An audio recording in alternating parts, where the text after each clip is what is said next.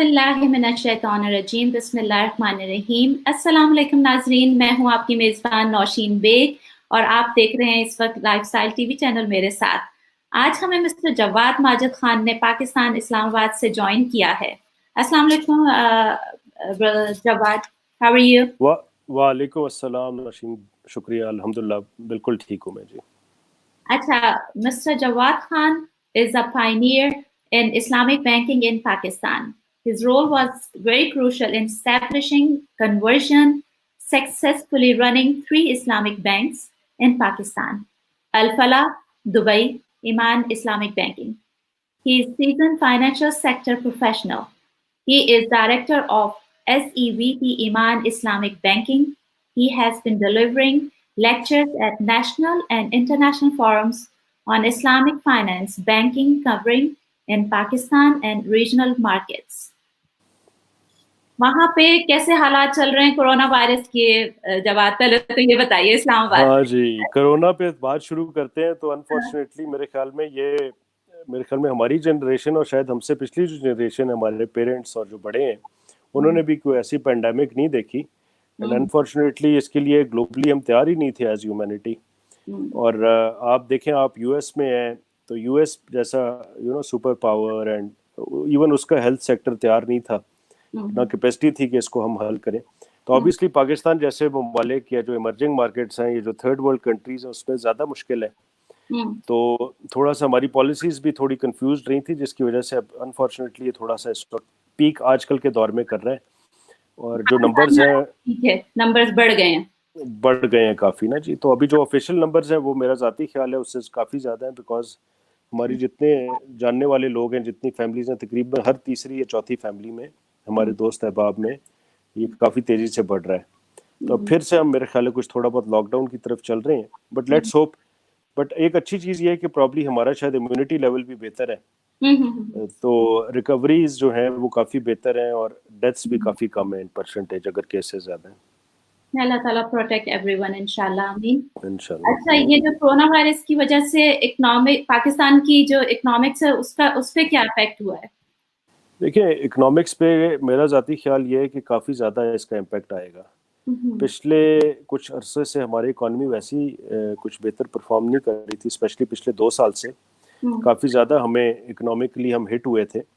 और 2-3 उसकी जो डिटेल में डिस्कशन में नहीं जाता, बट 2-3 इश्यूज ऐसे थे जिसके ऊपर काफ़ी कंसर्न्स थे। एक तो ये कि हमारा जो ग्रोथ है, जीडीपी ग्रोथ, जिसको हम उर्दू में शरह नमू कहते हैं, जो आपकी डेवलपमेंट होती है, ये ग्रो करती है आपकी इकॉनमी, वो काफ़ी नीचे चला गया। तो 5.8% था 2018 में, जो कि गिर के तकरीबन 1.7% चला गया था प्रायर टू कोरोना, और अब कोरोना के बाद वो -0.04% पे चला गया। तो अगर ग्रोथ नेगेटिव में चली गई है और पाकिस्तान की सिर्फ पॉपुलेशन ग्रोथ 2.5% है, तो we are growing less than our population growth. एक ये बड़ा मसला है। दूसरा ये है कि बिकॉज ग्रोथ लेवल इतना कम हो गया, आपकी इकॉनमी जो थी वो रिसेशन में ऑलमोस्ट चली गई या नेगेटिव ग्रोथ में चली गई, तो आपके काफ़ी ज़्यादा बेरोज़गारी हुई। तो तकरीबन आप समझें कि 30 से 40 लाख लोग जो हैं वो बेरोज़गार हुए हैं। उसके अलावा तकरीबन 1.5 करोड़ लोग जो हैं वो एडिशनल जो है वो पॉवर्टी लाइन से नीचे चले गए। तो ये कुछ हालात इतने अच्छे नहीं रहे, और पिछले कुछ अरसे में हमारी कुछ मिस मैनेजमेंट थी, जिसकी वजह से इन्फ्लेशन बड़ी, आप देखेंगे बिजली, गैस, पेट्रोल की प्राइसेस 100 से 150% बढ़ गई। इसी तरीके से कभी शुगर क्राइसिस आ रहा है, कभी आटे का क्राइसिस आ रहा है। तो things are not that great even prior to corona. But post corona हमें कुछ और चैलेंजेस आए हैं, और वो चैलेंजेस इस तरह के हैं कि जो हमारे, because economy already slow down थी, वो फर्दर स्लो डाउन करेगी लॉकडाउन्स की वजह से। तो हमारे जो रेवेन्यू थे, टैक्स कलेक्शन थी, वो तकरीबन आप समझे 500 से 600 बिलियन रुपीस में कम हो गई। तो एक तो ये है कि उसकी वजह से काफ़ी ज़्यादा हमें इश्यूज आए।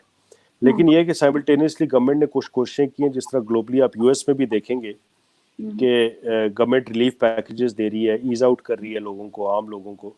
तो पाकिस्तान में भी कोशिश की गई है कि बिजनेसेस जो हैं उनको 1 साल के लिए या 6 महीने के लिए उनके लोन रीस्ट्रक्चर हो जाएं। फिर इंटरेस्ट रेट्स जो थे हमारे, वो तकरीबन 13.5% से नीचे 8% पे आ गए थे, आज 7% पे आ गए हैं। तो उससे फाइनेंशियल कॉस्ट कम हो जाएंगी। फिर कोशिश ये कर रहे हैं ये लोग कि हेल्थ में और बाकी चीज़ों में लोगों को रिलीफ दें, टैक्स रिलीफ दें. So you know I personally think एक 2 साल जो है इसका इम्पैक्ट आता रहेगा, लेकिन इवेंचुअली इंशाल्लाह we are a very resilient nation. तो कोरोना तो अभी आया, इससे पहले अगर आप देखें तो कभी ज़लज़ले आते हैं, कभी बहुत बड़े सैलाब आते हैं जिसमें इटली जैसे मुल्क जो है उससे बड़ा पाकिस्तान का हिस्सा निकल जाता है. But we always bounce back and we come back with a bang. So hopefully we will as a nation come back. Inshallah. And personally आपकी efforts नजर आती हैं. इसी से related मैं बात करती हूँ कि आप अल नसर फाउंडेशन आपने establish की और पाकिस्तान के नॉर्दर्न एरियाज में जो है आप वो काम कर रही है. तो उसके बारे में बताएं, क्योंकि जिस तरीके से अभी हम कोरोना वायरस की बात कर रहे हैं और कैसे अनएम्प्लॉयमेंट बढ़ गई है, तो वहाँ पे क्या हालात है और आप कैसे हेल्प आउट कर रहे हैं वहाँ के लोगों के लिए? जी, अल नसर की आपने बात की. जी, अल नसर में हम तकरीबन 22 साल से, अल्लाह की मेहरबानी से, अल्लाह का काम है तो अल्लाह ही तौफीक देता है, तो वी आर देयर. और हमारा जो काम है वो ज़्यादातर नॉर्दर्न एरियाज में और पहाड़ी इलाकों में है पाकिस्तान में. जी. तो अगर आप गुर्बत या पावर्टी की डेफिनेशन करते हैं तो मैदानी इलाकों से बहुत ज़्यादा सख्त होती है पावर्टी, और सख्त हालात होते हैं ज़िंदगी के, और दुश्वारियाँ होती हैं आम रोज़मर्रा ज़िंदगी में भी, और पावर्टी में वो मल्टीप्लाई हो जाती हैं. तो पहाड़ और रेगिस्तान की गुर्बत बड़ी सख्त होती है. तो हमारा क्योंकि पहाड़ी इलाकों में ज़्यादातर कंसंट्रेशन है, बल्कि है ही हम उधर, तो वहाँ पे क्योंकि प्रॉक्सिमिटी के इश्यूज़ हैं, कनेक्टिविटी के इश्यूज़ हैं, रोड्स नहीं होती, इंफ्रास्ट्रक्चर नहीं होता, हर किस्म का इंफ्रास्ट्रक्चर. तो ऑब्वियसली ऐसे जब सानिहात होते हैं या ऐसे कोई प्रॉब्लम्स होते हैं तो वो ज़्यादा हिट करती हैं वो जगह. तो ऑब्वियसली आजकल भी उधर हालात काफ़ी ख़राब हैं.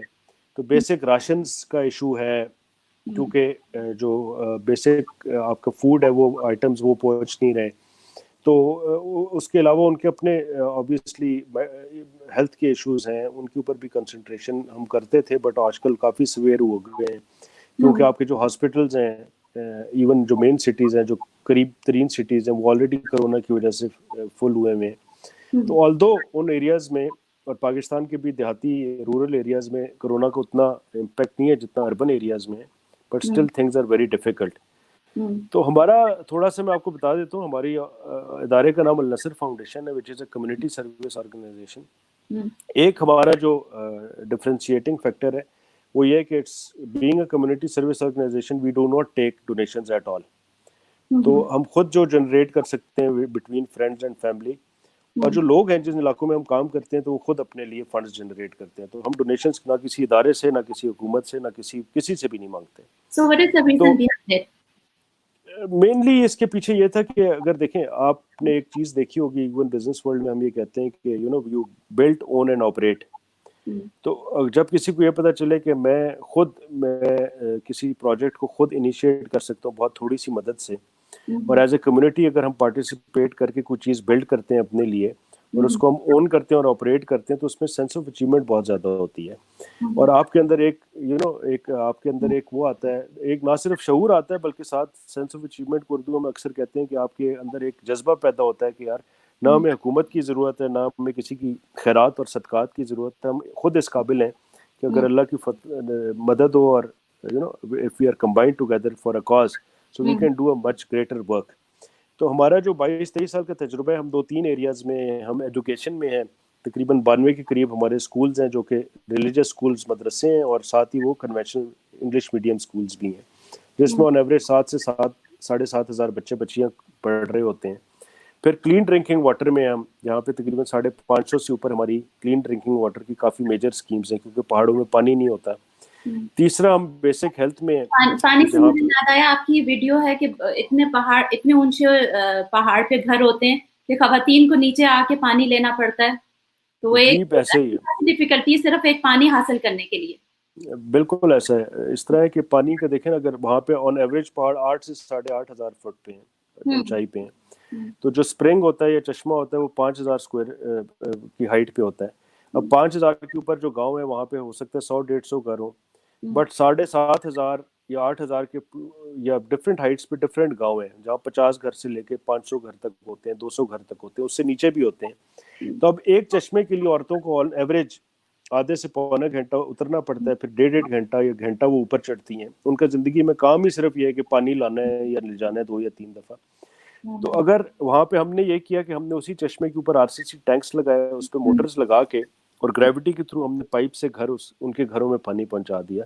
तो सडनली यू थिंक खवातीन का अब कोई और काम ही नहीं रहा, اب جب کوئی کام ہی نہیں رہا, اور یہ کہنے میں بڑا آسان ہے, بٹ پہاڑوں پہ چڑھنا اترنا, وہاں پہ آکسیجن کا بھی بڑا مسئلہ ہوتا ہے, تو ان کی باڈی شیپس چینج ہو جاتی ہیں, ان کے بڑے میڈیکل ایشوز آ جاتے ہیں, they have elongated hearts, elongated lungs ہو جاتے ہیں, بڑے میڈیکل پرابلم.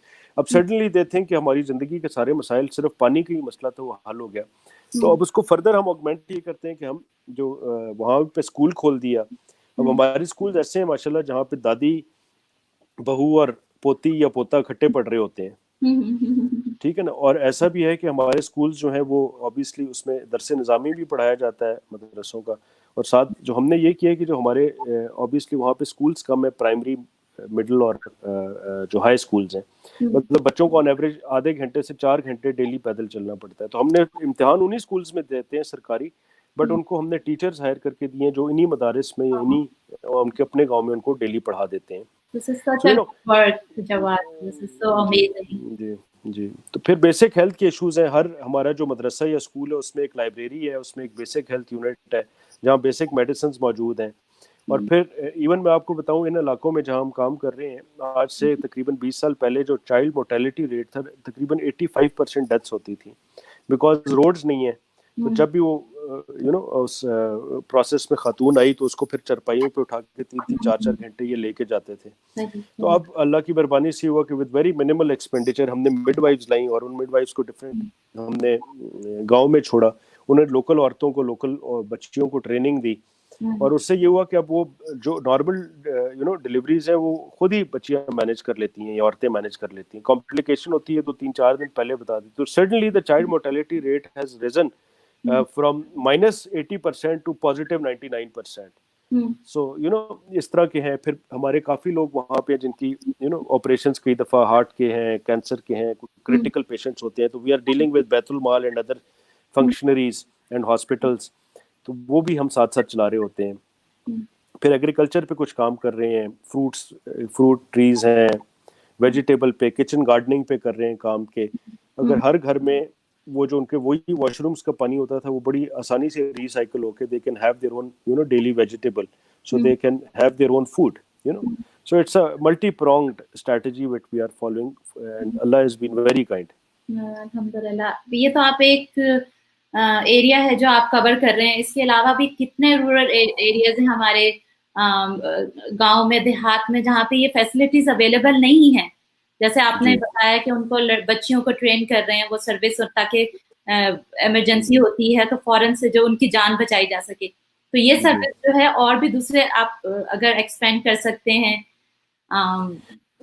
جی بالکل, میں اس پہ تو ہے, یہ تو ہمارا ایک بڑا اچھا اللہ کی مہربانی ماڈل ہے. We are actually covering more than 12 union councils, and overall we are catering to close to now inshallah Allah کی مہربانی close to 400,000 population. But میں آپ کو ایک بات بتاؤں, پاکستان میں اللہ کی بہت مہربانی ہے, انفارچونیٹلی ہمیں لیڈرشپ شروع سے اچھی نہیں ملی, اور کچھ ہماری بحیثیت قوم شاید کوئی ایسا کردار اتنا اچھا نہیں رہا, but as a قوم we have a lot of potential, and the greatest potential that we have is our human capital, our human resource. تو اگر اس کو صحیح ڈائریکشن دی جائے اور اس کو منیمل بھی آپ اگر اپرچونٹی دیتے ہیں نا, تو they can really rise above. اب میں آپ کو بتاؤں, ہم یہاں پہ 22 سال پہ ہیں, تو تیسری جنریشن ہے ہمارے پاس بچوں کی. سو فرام دا سیم پہاڑی بچے جن کے کپڑے پھٹے ہوتے تھے, جن کے پیروں میں چپل نہیں ہوتی تھی, جن کے ناک بہرے ہوتے تھے, منہ نہیں ہوتے تھے, اسی سے ہمارے ٹیچرز بنے فرسٹ جنریشن سے, ٹیکنیشینز ہم نے ان کو ووکیشنل ٹریننگ دی. سیکنڈ جنریشن میں ایک فردر لیپ آئی, and they became engineers, doctors and bankers. So we are predominantly in Abbottabad division, and you will be surprised کہ الفلاح کے النصر کے وہی پہاڑی بچے جو تھے. اب اس وقت صرف جو میں آپ کو بتاؤں گا کہ ایبٹاباد اور مانسیرا ڈویژن کے 60% بینکرز جو ہیں وہ ہمارے وہی پہاڑی بچے ہیں. who are doing great, ٹھیک ہے نا. اب میڈیکل یونیورسٹیز میں جا رہے ہیں, انجینئرنگ یونیورسٹیز میں جا رہے ہیں, میڈیکل, تو پرابلی وہ ابھی بھی شاید اسی طرح سے غریب ہیں, ان کے گھر اسی طرح سے ٹوٹے ہوئے ہیں, چھوٹے ہیں, but they have the Zail and the passion to rise above in their lives.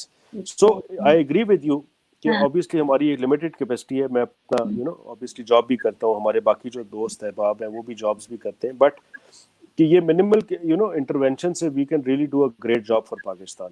اور اگر ہماری حکومتیں جو ادھر ادھر کنارے تقریریں کرنے کی بجائے جو obviously they dramatize situations for their own benefit and political benefits, اگر اسی ماڈل کو ریپلیکیٹ کیا جائے so Pakistani human capital and Pakistani people have the capacity کہ اگر ان کو تھوڑی سی ڈائریکشن اور ہیلپ دی جائے, ان کی تھوڑی سی انگلیاں ہاتھ پکڑا جائے, تو this nation can be the best nation and the most progressive nation in the world.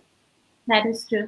اب اپنی لیڈرشپ کو کیسے سدھارا جائے, کیسے ان کو ٹرین کیا جائے؟ دیکھیں لیڈرشپ کے اوپر میرا ایک بڑا ڈفرینس اوپینین ہے. ہمارے یہ مسائل جو ہے نا یہ آج کے نہیں ہے, یہ آج سے 10 سال 15 سال 20 سال, یہ میرا ذاتی خیال یہ ہے کہ یہ 1947 سے ہی ہمارے پرابلم شروع ہوئے تھے.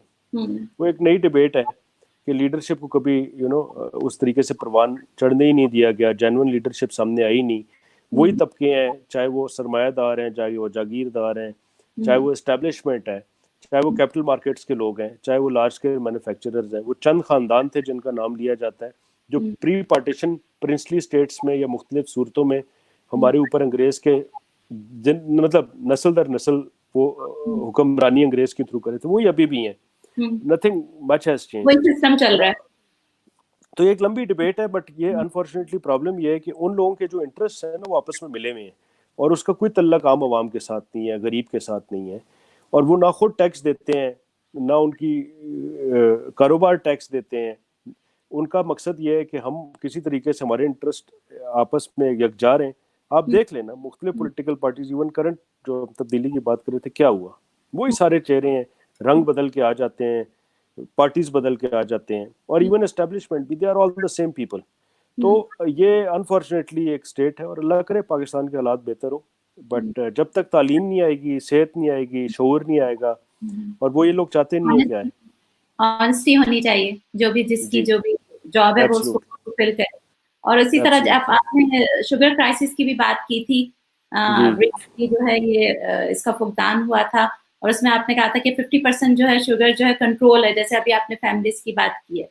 جی, اب آپ دیکھیں آپ شوگر کی بات کریں, آپ بات کریں کسی بھی سیکٹر میں آپ چلے جائیں, آپ فارماسیوٹیکل کی بات کریں, آپ ویٹ کی بات کریں, آپ سیمنٹ کی بات کریں, آپ کاٹن کی بات کریں, آپ ٹیکسٹائل کی بات, take any sector and you will find کہ وہی کچھ نہ کچھ خاندان ہیں, وہی فیملیز ہیں جن کے انٹیگریٹڈ انٹرسٹ ہیں, اور وہ آپس میں سارے ایک دوسرے ہیں, وہ ساری ڈرامہ بازی ہوتی ہے, they are the same people. اور اب آپ دیکھیں شوگر کے اوپر اگر آپ وہ سنیں گے میرا کلپ, یا آپ اگر رپورٹ آپ کو ملے, کیا ڈفرینس ہے between P T I and Muslim League and P P P, کہ کسان سے گنا لینے کے بعد سے شوگر بننے تک, شوگر کے بائی پروڈکٹ بننے تک سے لے کے شوگر ایکسپورٹ ہو کے اس کے بعد سبسڈی لینے تک, ہر چیز میں فراڈ ہے, اور اس میں سب ملے ہوئے ہیں, تمام ادارے ملے ہوئے ہیں. So how far you can go. یہ تو ہمیں ایک نیشنل کنسنسس کی ضرورت ہے, اور ہمیں سوچ کی ضرورت ہے کہ یار یہ بہت ہو گیا, اور اب اس چیز کو کسی نہ کسی طریقے سے ہمیں کنٹرول کرنا پڑے گا, ادروائز اسی طرح چلتا رہے گا انشاءاللہ جس طرح پہلے چلتا رہا. That is very sad situation, but چلیں اسلامک بینکنگ کے بارے میں بات کرتے ہیں.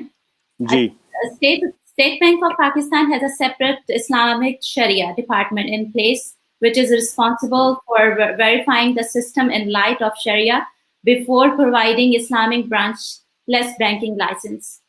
So, is that true? اس کے بارے میں بتائیں کہ یہ کیسے جی ایسے ہی ہے, ٹھیک آپ نے پڑھا, بٹ میں اس سے پہلے نا I will just take a minute or two to explain you what Islamic banking کہہ لیں اسے, یا انٹرسٹ فری بینکنگ کہہ لیں, اسلامک فائنانس کہہ لیں, یا انٹرسٹ فری فائنینشیل مارکیٹ کہہ لیں.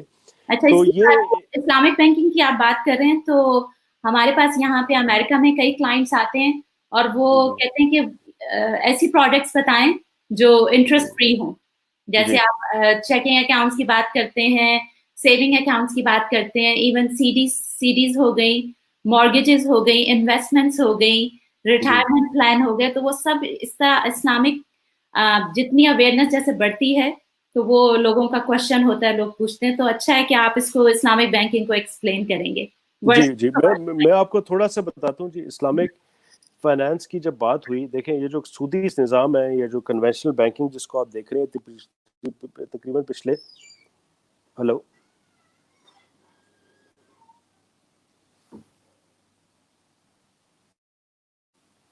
You are good. میں نے آپ کو فوکس کیا تھا کہ آپ بتا رہے ہیں تو اس لیے میں نے آپ کو. ہاں جی تھوڑی سی کٹ کی بات. تو میں تھوڑا سا اس کا بیک گراؤنڈ دے دیتا ہوں جی. یہ جی بولیے. ہیلو جی پھر کٹ گیا تھا. I'll start again from the start. دیکھیں یہ جو کنونشنل بینکنگ یا سودی سسٹم ہے نا جی تقریباً 450-500 سال پرانے ہیں. اسلامک بینکنگ ان ون اور وے اور ادر obviously ہمارا جو دین ہے جو رسول صلی اللہ علیہ وسلم کی سنت ہے جو مدینہ کی ریاست جس کی ہم بات کرتے ہیں تو وہ ایک کمپلیٹ ریلیجن تھا. تو اس کی obviously اگر اوریجنیشن آپ دیکھتے ہیں جو کانسیپٹ ہے وہ تو رسول صلی اللہ علیہ وسلم کی زندگی میں شروع ہوا تھا جس کو آپ بارٹر کہتے ہیں کہ ایک کموڈٹی دے کے آپ نے اس کے ایکسچینج میں دوسری لے لی. گندم دے کے آپ نے کوئی اور اجناس لے لی یا کپڑا لے لیا. تو اس کی شریعت میں اور قرآن شریف میں اور حدیث میں اس کی بڑی کمپلیٹ ایک ڈسکرپشن ہے. بٹ obviously ہمارے مسلمانوں کا بھی ایک بدقسمتی یہ رہی کہ ہم بڑے لیٹ آئے ان ساری چیزوں میں. خیر 1975 میں پہلی دفعہ مسلمانوں نے یا گلوبلی کسی نے بھی اسلامک بینکنگ یا فائنانس کے اوپر ایک سیریس ایفرٹ کی اور اس کی انیشیشن پاکستان اور یو اے ای سے شروع ہوئی تھی. بٹ وہ تھیوریٹیکل تھی اور اس پہ تھوڑا بہت کام ہوتا رہا. obviously اگر نئی چیز شروع کرتے ہیں نیا کانسیپٹ تو اس پہ ٹائم لگتا ہے. But it took a long time. U A E میں پہلے ہو گیا but it took a long time in Pakistan. General Zia کے دور میں اس کو نام دیا گیا تھا PLS کا جو کہ صرف نام تھا. اس میں اسلامک یا انٹرسٹ فری یا ربا فری کچھ بھی نہیں تھا. یہ 2002 یا 2003 میں اس کو پراپرلی شروع کیا گیا اور اس کا ایک آپ سمجھیں کہ اس میں خدائی مدد بھی تھی. ایک انٹرنیشنل ریزن بھی تھا کہ پوسٹ 9/11 جو ہمارے Muslim world especially Arab world کا جو بہت زیادہ پیسہ تھا وہ امریکہ یا یورپین بینکس میں پڑا تھا. So that was not that welcomed at that point in time, so that started coming back to those countries. تو جب پیسہ واپس آیا تو ان لوگوں کے نام نہاد یا آپ سمجھ لیں چھوٹے چھوٹے اسلامک بینکس تھے. سو سڈنلی ان میں جب واپس پیسہ آیا تو وہ سڈنلی بہت بڑے ہو گئے اور یو ایس اور یورپ کو بھی یہ ریئلائز ہوا کہ ٹھیک ہے یار ٹیمپریریلی ہم ان سے ناراض تھے سب کچھ تھا بٹ obviously پیسے کی ساری کہانی ہے. سو دے اسٹارٹیڈ فالوئنگ دیٹ اور سڈنلی اسلامک بینکنگ یا ان کے ان بینکس جو نام نہاد اسلامک بینکس ان کی سگنیفیکنس شروع ہوئی یا ان کی ایک امپورٹنس کی بات ہوئی. تو یہ 2002-2003 سے یہ سلسلہ شروع ہوا پاکستان میں بھی مڈل ایسٹ میں بھی اور اس کا کچھ حصہ آپ دیکھتے ہیں تو یورپ میں اور بہت تھوڑا سا حصہ یو ایس یا نارتھ امریکہ میں آیا. بٹ اس کے بعد obviously کیونکہ پیسہ ادھر تھا وہاں ریسرچ ہوئی وہاں ڈیولپمنٹ ہوئی. جو ہمارے مولوی صاحبان تھے شریعہ کے لوگ تھے انہوں نے بینکنگ سمجھنی شروع کی. ہمارے جیسے جو بینکر تھے فار ایگزامپل مجھے اب تقریباً 16 سال ہو گئے اسلامک فائنانس یا انٹرسٹ فری بینکنگ میں. ہم نے شریعہ سمجھنے کی شروع کی. تو we went through a learning curve and I would categorically سے کیونکہ باقی تو اللہ تعالیٰ کو پتہ ہے حساب بھی اللہ کو دینا ہے کہ in 2002 we started from probably 1% interest free system and today I can easily say that we are 80 to 85% Sharia compliant in whatever international best practices are going on. 100% ہونے میں شاید اگلے 10 سال لگیں یا 12 سال لگیں. وہ ہو بھی نہیں سکتا نا. تھیوری میں آپ 100% کر سکتے ہیں. جب آپ پریکٹیکلی کوئی ٹرانزیکشن کرتے ہیں بینکنگ کی تو اس میں بہت سارے مسائل ہوتے ہیں. سب سے بڑا مسئلہ ہوتا ہے کہ لا آف دا لینڈ کیا ہے, کیا اس کو لیگل سپورٹ ہے, کیا جو آپ کے کانٹریکٹس ہیں وہ ایگزیکیوٹیبل ہیں یا نہیں, اگر کانٹریکٹس آپ نے بنا لیے کیا وہ پریکٹیکلی بزنس میں ہو سکتا ہے یا نہیں ہو سکتا. تو ان ساری چیزوں سے ہم گزرے ہیں پچھلے 15-16 سال سے.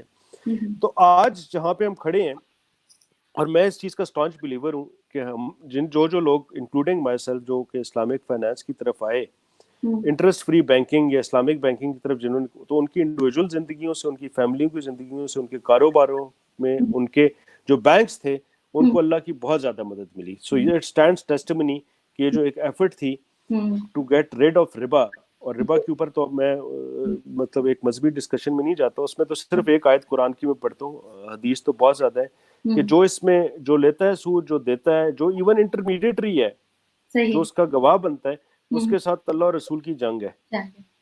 اس سے بڑی سختی کہیں پہ بھی نہیں ہے جی. صحیح حد لگ سکتی ہے کسی چیز پہ, گناہ ہو سکتا ہے, گناہ کبیرہ ہو سکتا ہے. تو شرک کے بعد میرے خیال میں اتنی اسٹرانگ سٹیٹمنٹ جو ہے وہ سود کے خلاف ہے. خیر تو میں بات جہاں ٹوٹی وہیں سے شروع کروں گا کہ جب ہم نے دیکھا کہ اس میں ہم نے کوشش کی کہ آہستہ آہستہ اس کو امپروو کریں, اس کو انٹرسٹ فری کریں, اس کو प्रॉपर शरिया कंप्लाइंट या मोर शरिया कंप्लाइंट करें।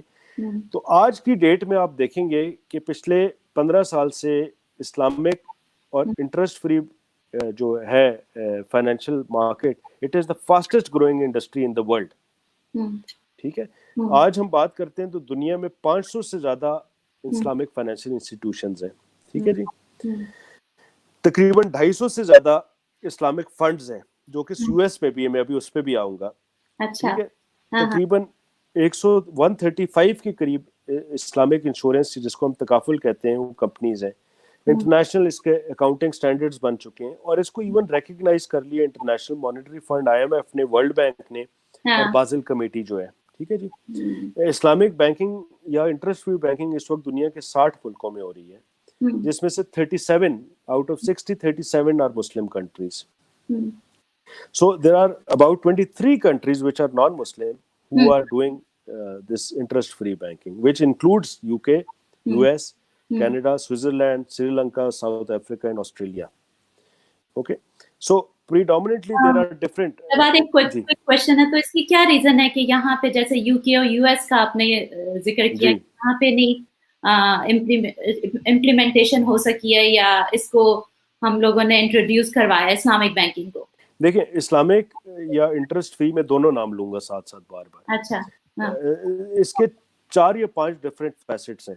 एक तो फुल फ्लेज इस्लामिक बैंक्स हो गए, कमर्शियल इस्लामिक बैंक्स हो गए। ठीक है, फिर इस्लामिक इन्वेस्टमेंट बैंक्स होते हैं, फिर इस्लामिक यूनिट्स होती हैं। एक कन्वेंशनल बैंक के अंदर there is a Islamic window और branches, a few branches which are Islamic. Then there are certain banks who have Islamic funds. Okay. Then there are certain banks who have Islamic funds, and through those Islamic funds they go for Islamic mortgages. Then there are some shares which are Islamic, like the Sukuk bonds, which are internationally available. तो ये अगर आप US की बात करेंगे, मैं उससे थोड़ा सा पहले आ जाता हूँ, मैं आपको इस वक्त एक दफा ग्लोबल साइज बता देता हूँ। अच्छा, इस वक्त as of today when we speak the Islamic or interest-free industry is about 2.8 or close to $3 trillion, which is huge. And out of 3 trillion, about 2 trillion is with the banks, and rest is with the other funds and other things which I've just told you. There are exactly 505 Islamic banks. And if I tell you the growth rate is about, in different countries it is different, but globally if you take the average, it is about 25 to 27% annual growth. Okay, so अगर हम US में आते हैं, अच्छा अगर इसका आप further share देखेंगे तो प्रीडोमिनेटली, क्योंकि मुस्लिम world is basically middle east and Asia, तो मैक्सिमम शेयर जो है वो यहाँ पे ही है और जीसीसी में है। मतलब between GCC and Asia it is about, you can say about 28 and 42। तो ये तकरीबन 70% of the global share is in these two continents. सबसे कम जो है वो यूएस में है और अमेरिकाज में है। ठीक है जी, तो लास्ट इस पे मैं आता हूँ, फिर मैं आपसे क्वेश्चंस लूंगा। अभी अगर आप जो यूएस में इस्लामिक बैंक तो कोई नहीं है, बट जो शरिया कंप्लाइंट कुछ प्रोडक्ट्स जो अवेलेबल हैं, उसमें जो मेरी रिसर्च है वो कहती है कि एक अमाना म्यूचुअल फंड्स हैं जी जी, एक मंजिल है, मंजिल यूएसए, एक अमेरिकन फाइनेंस हाउस है, लारिबा बैंक है जी, लारिबा बैंक है, लारिबा बैंक के कुछ प्रोडक्ट्स हैं। सही, ठीक है जी, MSI फाइनेंशियल सर्विसेज कॉर्पोरेशन है, and the bank of I don't know how to pronounce it, Whittier, something like that. अच्छा, and JP कोई स्टेट US में, any states में you can do that research, and even JP Morgan has recently, it's been a year or so that it has started its own Islamic banking arm. JP Morgan. That's good to know. Yeah. तो अब आप अगले सवालों पे आ जाइए, मैंने आपको एक ग्लोबल पर्सपेक्टिव दे दी है। Now you can be very specific. This is really good. आपने JP Morgan की बात की है, तो इसमें मॉर्गेजेस जो हैं, मॉर्गेज प्रोडक्ट्स दे रहे हैं ये लोग, इस्लामिक बैंकिंग की बात की आपने। अच्छा जी, प्रॉब्लम सही। तो इसके अलावा कितना 100% एक्यूरेट है कि जैसे Islamic Shariah department of state bank of Pakistan also keeps on checking the Pakistan investments and return of Islamic Bank to ensure that they are indeed Sharia compliant. So is देखिए it Pakistan में तो it's very well regulated and actually? we are probably one of the top 3 in the world. Mhm. So probably Pakistan and there are a couple of Malaysia and I would say UAE are the top 3 in the world. Although our share is not that great, we are about 18% of the total market share. But I think it would be better کہ جو ہماری جو audience ہے اس کے interest کے حساب سے ہم بات چیت کریں کہ آپ لوگ کا ایک بڑا پرٹیننٹ کویسچن تھا کہ if there are no Islamic banks available اور اگر کوئی اپرچونٹی نہیں ہے تو ہم جو اپنے اکاؤنٹس ہیں وہ ہم کیا کریں نا. صحیح. تو یہی کلائنٹس آتے ہیں تو سب سے پہلا کوشچن یہی ہوتا ہے ان کا کہ ایسی پروڈکٹ ہمیں دیں کہ interest free who.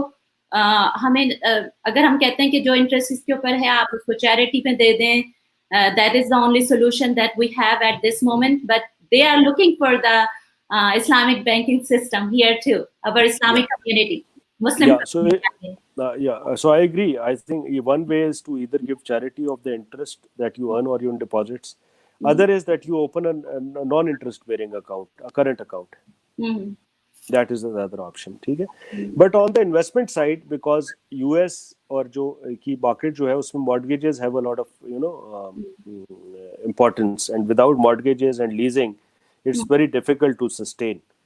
So I would be very clear on that. دیکھیں میں آپ کو ایک بڑا بیسک بتاتا ہوں, اسلامک بینکنگ یا انٹرسٹ فری بینکنگ اور کنونشنل بینکنگ میں کیا فرق ہے. 2-3 فرق ہے.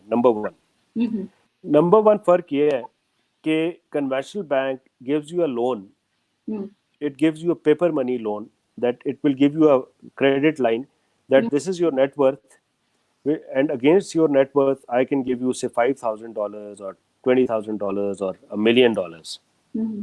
You can take that money, do whatever you want, go for a mortgage, buy a car, go for a holiday, but on that you have to pay a certain fixed interest. Right. In the very simplistic term I'm trying to explain that. So how an Islamic bank is different from that? Number one, we cannot give you a limit like this, that if you come to us, however your net worth is, you come to me and you ask a bank, Islamic or a interest free bank, that give me a loan, he will say I can't give you a loan. That's riba. Right. My first question would be, why do you want this loan? You will say, okay, I have this particular need. For example, you say that I want to buy something. Right. Maybe I want to buy a laptop, or an AC, or a car, or I want to go buy a house. I would say, okay, so let's now talk about the transaction. So this is where Islamic banking comes in. I say, okay, so every transaction is different. So if you want to buy a laptop, so the laptop will be in your use for how long? You would say around 3 years. So leasing is very close to the interest free or Islamic. Okay. So I would say that, okay, let me buy this laptop for you. Okay. The bank will effectively and actually buy this laptop for you from the market or whichever vendor you say. So the bank will issue the pay order or the bank draft in name of that vendor, and bank will actually buy that laptop. Until the time it is not delivered to you and you are not in possession of that laptop, it is the bank's property. Okay. So in between, if something happens to the laptop, it is stolen or it catches fire, you have nothing to do with that. Okay. It will be the bank's loss. So this is first step. Number one, that we will physically go for an asset transaction, which the other banks do not do. Whether you buy a laptop or you don't, at times it matters, at times it doesn't. Second is that as partners, the bank and you are the partners in this transaction. So is the risk only yours, or your other partner is also taking the risk? The other banks do not. So whether the laptop is stolen or it catches fire, it is your problem. Exactly. As long as they've given you the money. So this is the second. Third is that then once the transaction is done and you have the laptop in your possession, then I will say, okay, I have given the money to the, I have purchased that, I have shared the risk. So like any other business transaction, when you trade, you say, okay, so for example, this laptop was for $200. So had you gotten a credit on this for 6 months or 1 year, you would have paid a fixed interest on that. So there is nothing fixed here, but I say, okay, for a 500 laptop, I have taken the risk and I'm giving you for 2 years. So is it fair or not that after 2 years, you will give me $550 for this? Okay, there is nothing fixed. He says, you will say, okay, for 2 years, okay, I think I can return it to you in 1 year. So I will, like any other business, I will say, okay, so there will be a discount. If you return it in 1 year, it is $525. So our deal is done. Okay. So now the last part comes in. On a conventional bank, you sign a lot of documents and you don't even understand what is written there. Now comes the third part. Now we will have an agreement, a transactional agreement, whereby we will write down all these things, that this is the laptop type, number, it was purchased for this much from this shop, it was sold to Mr. ABC or Miss ABC for 1 year, and we have mutually decided that in 1 year you will use it and you will pay me a rental of 25 rupees for 1 year, $25, and after 1 year you will give me $525. So we write an actual contract which is based on an actual transaction. And now comes the last part. If now you return me after 7 months, it remains the same. Okay? Because we have not, there is no time value of money, or we are not charging you any interest. So because we have dealt in an asset, we have talked about the laptop, I have sold it to you for $525, so it remains the same. Whether you give me my money earlier or on time, it is my discretion if I give you a early payment bonus. And it goes vice versa. That if you are unable to return to me after 1 year, $525 remains the same. So how are you gonna make the profit? My profit is $25. Okay. Okay. So if you return my money or my whatever my investment was after say 1 year and 3 months, it cannot be like any interest or compounding that your interest will keep on charging, right, and it will become 540. You are bound to pay me 525. And worst come worst, if you default because of any genuine reason, because of economic reason or your personal reason, I cannot charge you anything over and above. Okay. So I have just explained to you. Yeah, I have tried to explain to you in a very, very, layman's terms that more or less these are the main differences. So once an Islamic bank has a lot of different depositors, so we become the mudharibs, we become the custodians of those funds, and you trust us that we will invest them in different schemes, like from investing in a laptop to making a highway to leasing an aircraft. So different schemes. Okay.